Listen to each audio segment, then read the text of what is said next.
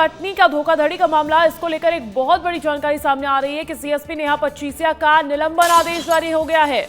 गृह विभाग ने देर शाम इस आदेश को जारी किया। मुख्यमंत्री के निर्देश के बाद सीएसपी नेहा पचीसिया सस्पेंड कर दी गई है। जमीन के धोखाधड़ी के मामले पर उन पर गाज गिरी है।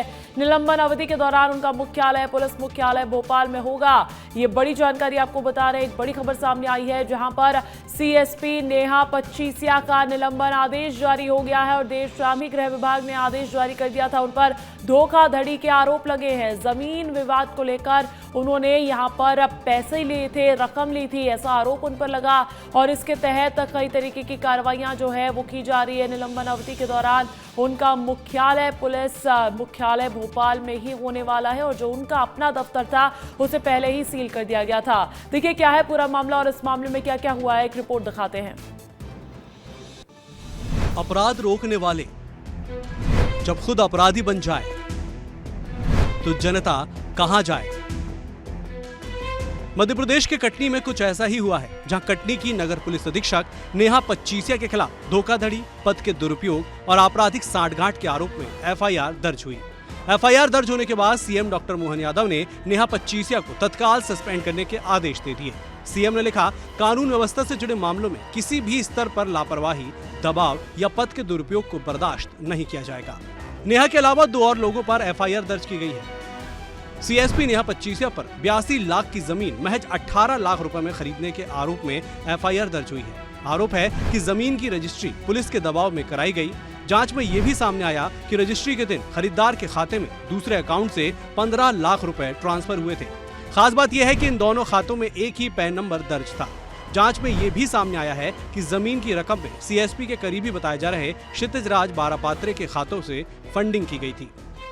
नेहा पचीसिया एक हत्या के प्रकरण की जांच कर रही थी और उसमें जो मुख्य आरोपी है उसको अनुचित लाभ देने के आशय से उन्होंने उनसे 15 लाख रुपए की डिमांड की थी। जब उस पक्ष ने कहा कि उनके पास 15 लाख रुपए नहीं है तो उन्होंने आरोपी पक्ष की जमीन उसको अपने करीबी के नाम पर जबरदस्ती रजिस्ट्री करवाई।